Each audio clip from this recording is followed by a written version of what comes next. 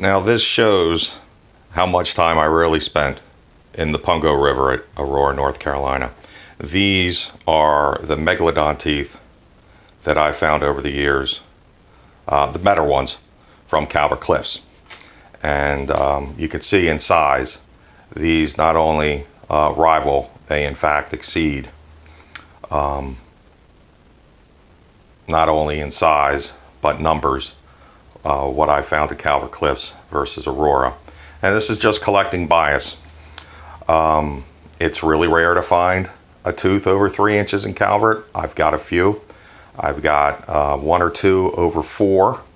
I do not have any teeth over 5. Same as my situation for Aurora, North Carolina. Never did beat that 5-inch number. This is the closest one that I have. This was actually in the base clay, meaning as I was walking, this was exposed. The sand had pulled off the beach, the clay was exposed, and this tooth was just lying there.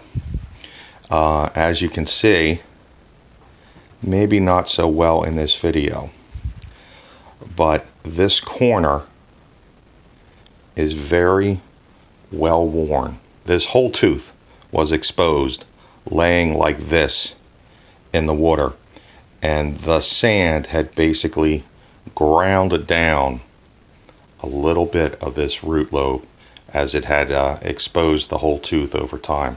So this is kind of a crazy looking dagger of a lower tooth, and it's really hard to make out in the video, but if you look close right here, you can see some serrations where this was probably self-bitten while feeding and then fell out. But like I said, to see that wear where just the sand acting like a little scrub had exposed this whole tooth had also actually started to break it down.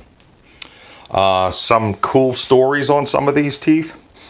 Found this one with my brother. We had walked, we had 3 days and down there at the cliffs, and the water level was crazy high, and we kept trying to get to this one beach and we couldn't. And finally on the 3rd day we said, the heck with this, we don't care how wet we're going to get, we are going to get to this beach. We did. The water was so high we found nothing. This is a break tooth. We slowed down, decided I need to get something to eat, took my backpack off, slowed down, enjoyed a snack, looked over, and as you can see, this had been bleaching out, probably high up in the cliffs. This never hit the water. It was in a slump pile, and I saw that kind of weird colorization change here, and just a beautiful, perfect 4-inch megalodon tooth. My brother, who's 15 years younger than me, scrambled up, started digging through all the dirt that he could, but that was the only one we found that day. These two, I'm not sure if they're associated or not. This was found in the morning. This was found on the same beach that evening. I found 5 megalodon teeth that day on that beach within 100 yards. And friends I took with out that night to look at a dolphin skull with the CMN also picked up another 3. So that was one of the best days. And it was Memorial Day weekend. I can't believe that there were that many teeth laying out with so many people. But that's what happened. That's what we found. This is a pea tooth. Everyone probably has a pea tooth story if you've been out there long enough.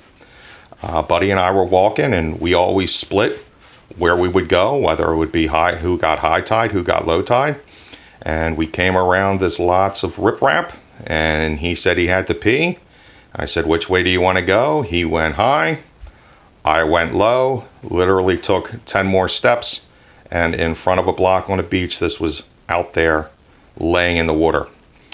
I've had this looked at because I find that this wear pattern is really kind of strange. One side, you still have a lot of the serrations. Another side is very dull. So it doesn't show up so well in the video. But this side still has a lot of sharp serrations. This side is nearly worn dull.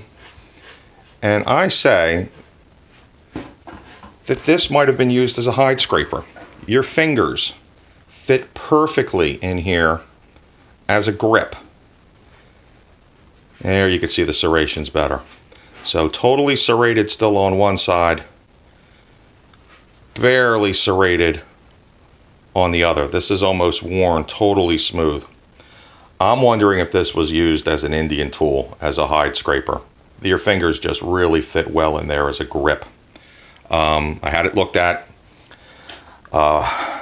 They disagree. This is another really cool tooth. This is from, this is from the St. Mary's Formation. I have some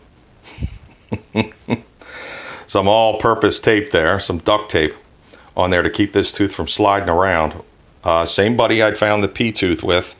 We had walked the beach one direction, came around, walked back the other, and this was hiding under a little boulder of coquina, or some of that hard limestone. It's fairly nice, large, but really beat up. What makes this tooth so special, and this was featured in a Calvert Marine Museum Fossil Club newsletter, is that the enamel here is actually crushed back into the tooth. This tooth was bitten probably during a feeding frenzy so hard it actually broke the enamel of the tooth, shoved it in to the bone of the tooth, and it's still fossilized. So I love teeth that not only are big, everybody wants a big tooth, but that also tell a story. And for those who are tooth experts, I'm sure you've been screaming at the screen, screaming, why aren't you showing us this tooth? Why aren't you showing us this tooth? Okay, I'll show you this tooth. Yeah, he does not belong. This is a serrated giant thresher. It was found as float. That is kind of the holy grail of teeth for along the Calvert. I did find one other out with the CMM and directly out of the clay, and I was able to hold it for exactly 5 seconds before it went into the collections. So these are my better Megalodon teeth from the Calvert Cliffs. Side note, this one is from the Potomac River. This is my biggest, my first big Meg ever really found. So I showed you my first Meg from Calvert. Tiny tooth, not in great shape, but I will always remember that as my first Meg. This is my first big Meg. My wife slept in that morning. I went out for the low tide. She didn't talk to me for a couple minutes after that. She's still looking for a nice 3-inch tooth. All right, that's it for this video. Stay tuned for more.